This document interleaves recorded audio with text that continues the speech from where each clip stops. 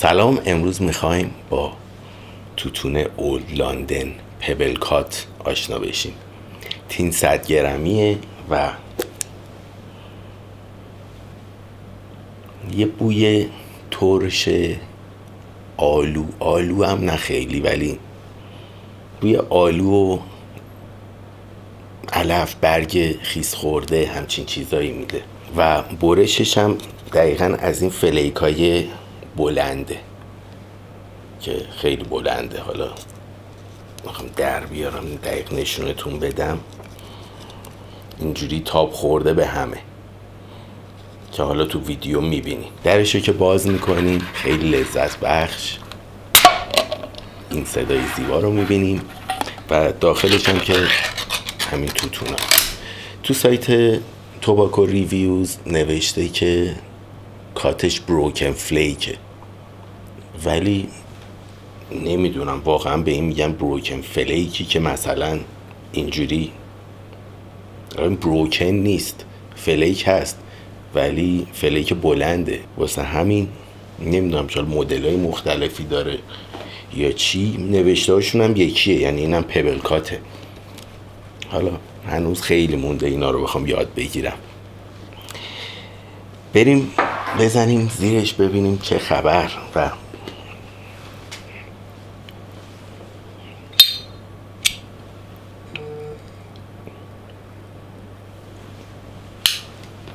باز یادم رفت فیلتر بذارم این تو.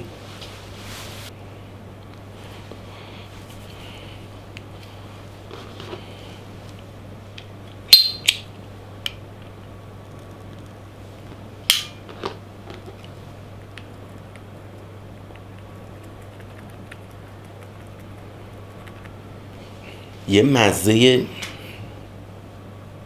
ویرجینیا رو بیشتر حس میکنی، یه مزه علفی، علف که برگ خشک خیس خورده، شاید بویی که از بارون میگیریم، یه همچین حالتی بیشتر دارم توش حس میکنم. البته فقط الان چارلایت رو زدم. از اون ویدیوی قبلی که پیور پریکو با هم باش آشنا شدیم و زد پکوندتم، دیگه این مسئله رو خیلی جدی گرفتم که برای مواجهه اولیه کل کاسه رو پر نکنم و اینو تقریبا میشه گفتش از نصف بالاتر پر کردم. الان بعد 4 لایت از نصف یه هوا بالاتره و از اینجا تازه شروع میشه. قبل از اینکه فرست لایت یا شعله اولیه رو بدیم به پیپمون و پیپمون رو بخوام روشن کنیم، تشکر میکنم از اسپانسر این ویدیو جناب شیرباف عزیز که محبت کردن و این فرصت رو برای ما هماهنگ کردن، برای ما فراهم کردن که بتونیم با هم این توتونا رو تجربه کنیم. و اینم فندک زیبایی که هر روز دارم ازش استفاده میکنم و چند ماهه همچنان داره عالی کار میکنه و منو یاد محبت های جناب شیرباف عزیز از فروشگاه جزیره پیپ میندازه.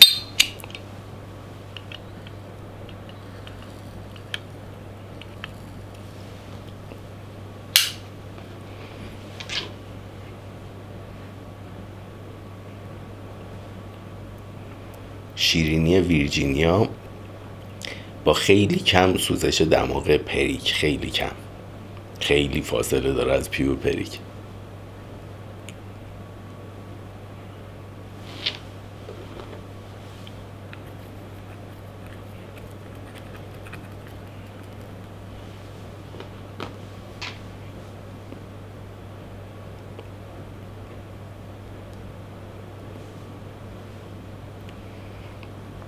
دقیقا همون شیرینی دانمارکی، خامه وسطش خیلی ضعیف که ظاهرا این شیرینی ویرجینیاست.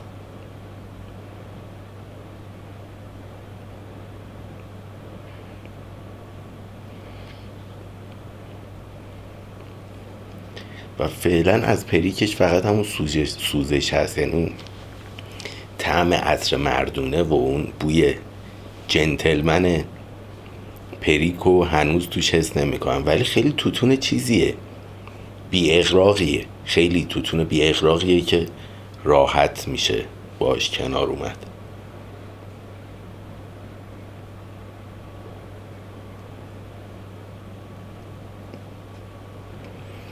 در واقع ترکیب ویرجینیا و پریکه که به اینا میگن ویپر. بریم سایت توباکو ریویوز ببینیم چی میگه. خب اینجا کلی نوشته، سر من بخوام خودم واسه ترجمه کنم با جمله بندی یه 2 روز کار داره. شما همین صفحه رو ببینیم، من اونور رو گوگل ترنسلیت فارسیشو براتون میخونم. نوشته برگ خالدار قرمز انتخاب شده از کارولینای غنی از طعم و روغن. برگ‌های کوچک شرقی اورینتال از مقدونیه با عطر تند و برگ پهن با طعم آجیل روشن از ویرجینیا.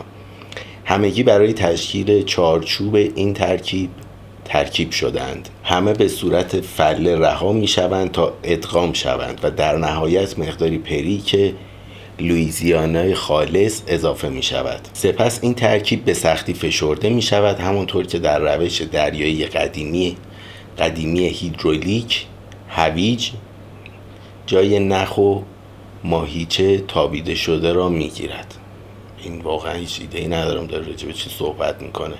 احتمالاً برش تنابی چیزی داشته که قبلا تو دریایی جایی با آب هیدرولیک با مایعات با آب و اینا احتمالاً مدل ویسکیا شناور می شده و جا می افتاده. نمیدونم دقیقا اصلا منظورش از این چیه. سپس کیک به دست آمده را برش داده و در اجاق گاز میگذاریم تا یک اثر برشته کننده سبک ایجاد شود و بسته بندی می شود. مطمئنا یکی از محبوب ترین تنباکوها طعم‌هایی را که مدت هاست در جایگزین های تولید انبوه امروزی فراموش شده است باز می گرداند. یادداشت ها: همونطور که در وبسایت آمده، کلهاسنکوپ برگ شرقی مقدونی را با کوندیش سیاه عمیق جایگزین کرده است. یعنی اورجینال این مثل اینکه قدیما با اورینتال مقدونیه بوده، ولی الان هرچی تولید میشه با کوندیش سیاه یا بلک کوندیش سیاه عمیق نوشته، دیپ. یه توضیحات دیگه هم داره که نوشته فلیک سنتی از ویرجینیاهای تیره، کوندیش سیاه عمیق و پریک، تنباکویی با شیرینی خوب و طبیعی و در عین حال طعمی قوی. رابرت مککانل بعد تو کلهاسنکوپ تولید شده. بلند تایپ ویرجینیا پریک، حاوی بلک کوندیش پریک و ویرجینیا، فلیورینگ نداره و واقعا هیچ فلیورینگی نیست. کات بروکن فلیک، تین 100 گرمیه و انگلیس تولید میشه و هنوزم تولید داره میشه. قدرتش مدیومه، طعمی واقعا نداره، 0.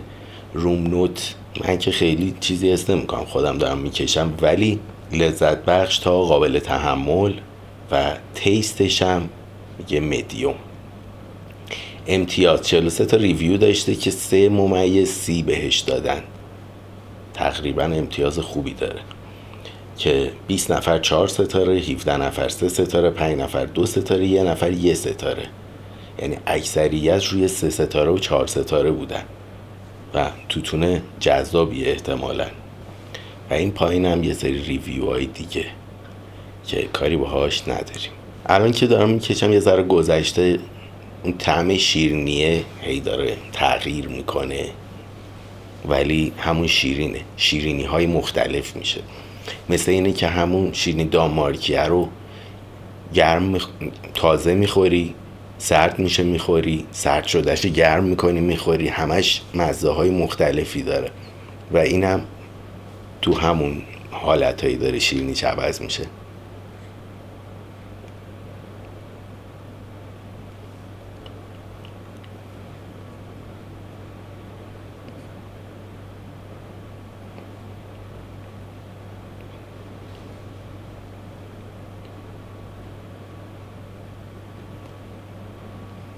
یه تهبوی خیلی خیلی خیلی خیلی کمی هم شبیه لاتاکیا داره که لاتاکیا رو دودی میکنن و اینم خوندیم دیگه، دقیقا اینم یه هوا دودیش میکنن ولی خیلی کم و تازه الان ازش گرفتم یه لحظه. اصلا مزه دودی غالبی نیستش که یه ضربه کنم، شاید از این به بعد باشه ولی تا اینجا نبود.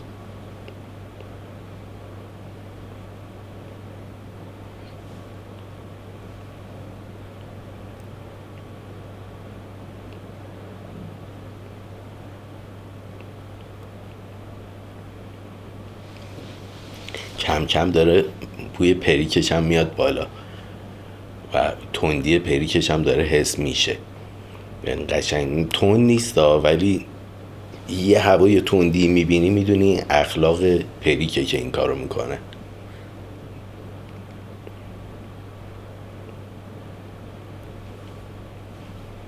در کل توتون جذابیه، شیرینی و پریکو. ببین قاعدتا پریک خالیو که نمیکشن، باید با ویرجینیا قاطی کنی دیگه یا ترکیبای دیگه بهش اضافه کنی. به نظرم ترکیب چیزه. من هرچی با این پیورا بیشتر بازی کردم بیشتر متوجه میشم که چقدر استادانه این توتونا بلند میشن و چه کار پیچیده یه بلند توتونا. تا حالا فراوری خود ویرجینیا یه قصه است، کاری با اوناش ندارم. یعنی همه چی آماده باشه، ترکیب کردن اینا، نسبتش، جا انداختنش، اینا خیلی هنره، واقعا هنره و خیلی جذابه. کار جالبی دارن میکنن. دقیقا مثل موسیقی میمونه. تا وقتی آدم خودش یه سازی بلد نباشه، یه سازی نزنه، موزیک براش یه چیز دیگه است. اصلا میشنوه لذت میبره، اوکی. ولی مثلا از وقتی خودت شروع میکنی گیتار زدن، وقتی یکی تو یه جایی میبینی داره گیتار میزنه، تازه متوجه میشی که این داره چی کار میکنه و اگه کار عجیب غریبی کنه، اگه این کار باشی متوجه میشی و با هیجان براش کف و سوت میزنی. اگه خودت اهلش نباشی، ژانگولر بازی داره در میاره دیگه. یعنی آدم دقیقاً دستش نمیاد که چه خبره. واسه همین خیلی مهمه که آدم خودش یه هوا بازی میکنه با این داستان، یه هوا متوجه که میشه. خیلی هنر اینا رو بیشتر آدم حس میکنه که کلاسنکوپ یا کلن اصلا این توتونایی که ما داریم میگیریم چه زحمتی پاش رفته، چه هنریه، چه علمیه این پشت و چه کار خفنیه. ما خیلی ساده راحت به دستش میاریم.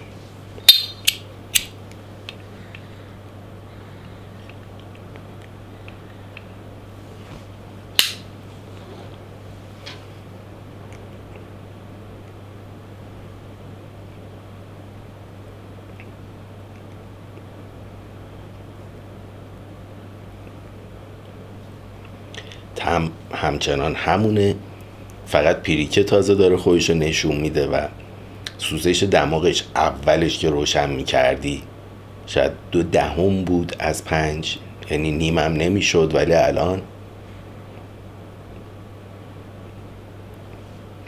2/5 هست. یعنی قشنگ پیریکه داره همه جوره خودشو نمایان میکنه. بچه این مدت یه مقدار کمتر فعالم تو این کانال. علتش اینه که خب یه سری مشغله آدم داره، اون هیچی. توی اون یکی کانالم هم فعالیتم یه مقدار زیاده و باید باشه، واسه همین زمان کم میارم برای خودم و برای این کانال. بابت اینه که یه ذره فعالیت اومده پایین، ولی قطعا مدیریتش میکنم.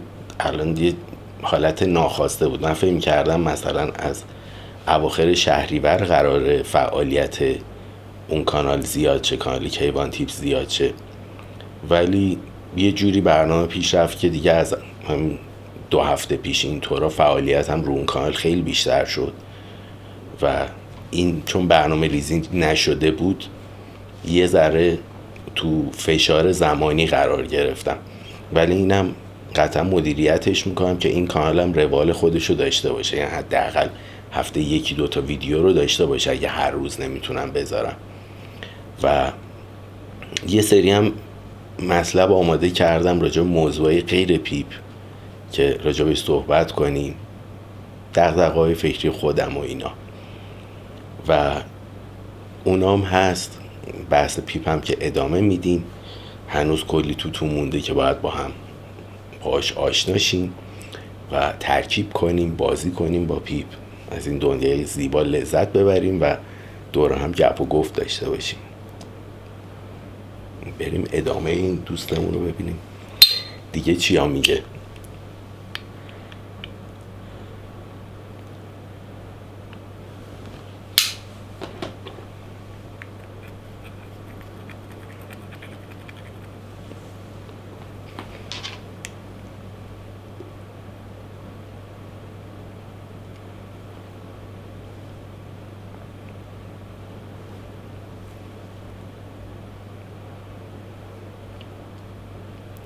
کم کم داره اون عطر متشخص پریک هم در میاد ازش و با ویرجینیا داره قاطی میشه.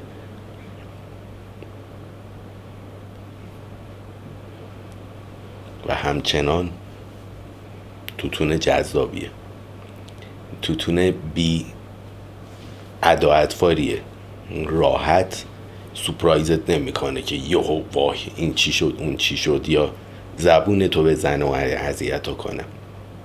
راستی یه ویدیو هستش از مهندس گوشمند، اینو حتما ببینید، مشکل منو داره برطرف میکنه. من وقتی پیپو شروع کردم درگیری رو با زبونم داشتم و الان شروع کردم دارم روشی که گفتن رو اجرا میکنم و دارم جواب میگیرم ازش. جوش شیرین معجزه میکنه ظاهرا، ولی اگه حساسیت دهان و دندان دارین، داستانی دارین، به نظرم با دکترتون، با دندون پزشکتون یه مشورت بکنین، راجبش ضرر نداره. بالاخره یه مطلب پزشکیه و مسئولیت داره. واسه همین یه مشورت بکنین. اگرم اوکی این که حالا یکی دو بار امتحان کنین، اگه اذیت نشدین خیلی من دارم جواب میگیرم ازش. حتما ویدیو رو ببینین، به شدت توصیهش میکنم. واسه من که خیلی کار کرد.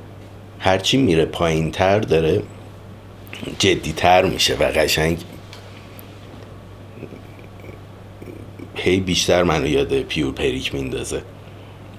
خیلی داره جدی تر میشه و انگار ویرجینیا ترمزشو کشیده که اون پریک زیادی نتازونه، ولی قشنگ پریک اومده داره خودشو نشون میده و داره شلتاقی میندازه واسه خودش. یعنی هم نیکوتینش زیاد و زیادتر داره میشه، هم یه هوا تندتر داره میشه.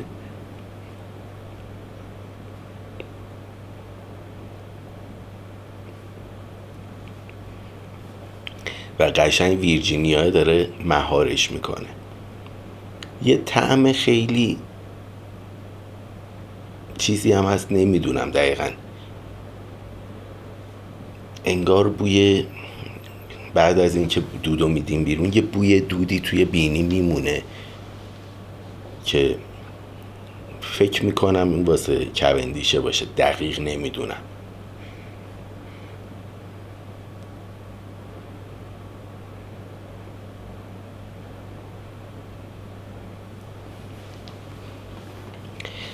من عادت ندارم کاسه رو نصفه پر کنم، واسه همین مدیریت آتیش کاسه نصفه برام مثلا یه چیز تازه است، یه هوا سخته واسم. خیلی فرقشه کاسه رو کامل پر میکنی یا نصفه. کامل پر میکنی یه جور مدیریت میکنی آتیشو تا پایین، نصف است کلن داری تو بخش کوچیکی از کاسه چیز میکنی، اون بالاش بزرگتره رو نداری از رسما.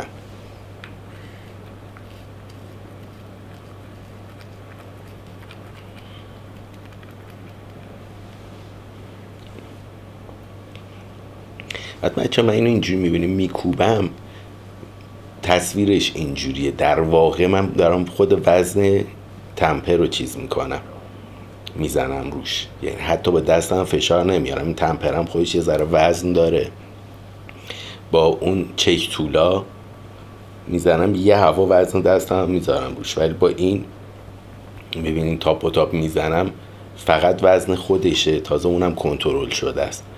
یعنی اصلا نباید کوبیدش، بکوبیم خفه میشه، اصلا همه چی خراب میشه. و خیلی آروم کمک کنیم به روند دم کشیدن توتونای اون زیر با این دوده، اون بر شعله رو مدیریت کنیم. حالا یه بار یه ذره بیشتر راه افتادم راجع به اینم صحبت میکنم حتما.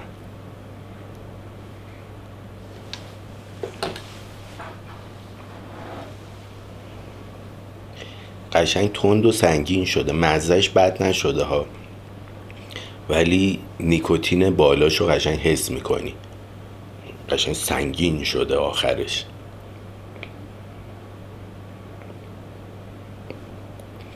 و نسبت به توتونای دیگه همه توتونا به آخر میرسه سنگین میشه، مال این یه ذره شیبش بیشتره. یعنی اگه روالو بگیریم همه اولش اینجوریان آخرش اینجوریان، این اولش اینجوری آخرش بالاتره.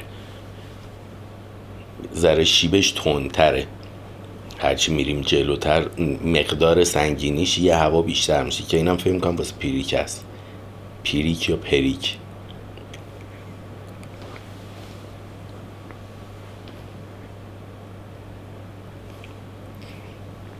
و همچنان تا آخرای کارم ویرجینیا دقیقا میبینی داره تعدیل میکنه پریکو. قشنگ مثل دوتا دوستن که یکیشون کلن 0 تا 100ش یه ثانیه از زود قاطی میکنه، اون یکی آدم صبورتریه و از قاطی بازیای این آدم شره اون آدم آرومه هی داره جلوگیری میکنه، داره مهارش میکنه. چون همچین حسی رو دارم میگیرم ازش.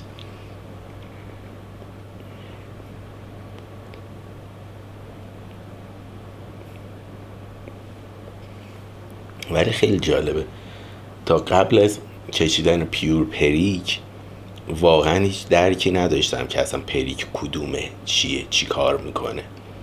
بعد که یه بار خالصش رو کشیدم دیگه دستم آمد چه خبره و کدوم کارا، کدوم رفتارا، کدوم بوها، کدوم سوزشا مال پریکه.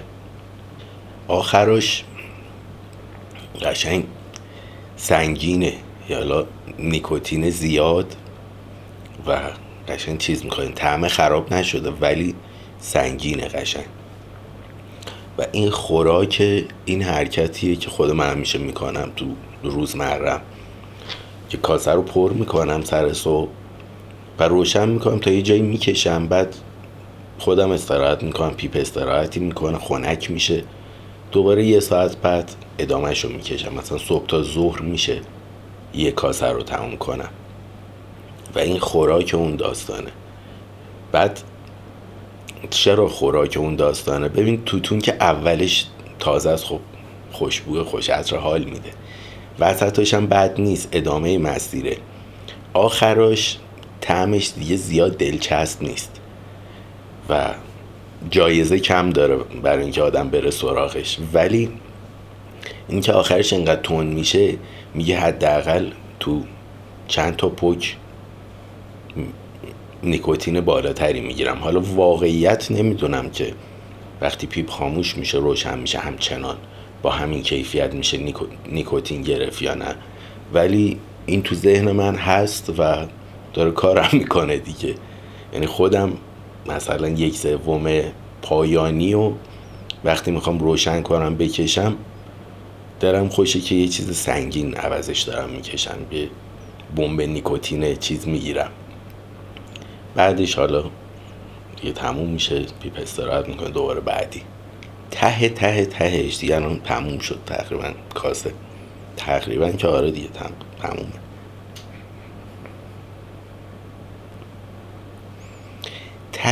تهش یه مزه کاربونی هم که میگفتم میده، یه مقدار خیلی کم خیلی کم.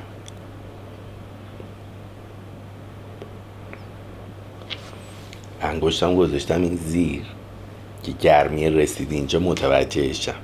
بچه اگه تازه به خصوص پیپو شروع کردین به شدت توصیه میکنم توتون رو همونقدر که میکشین بریزین تو کاسه اول.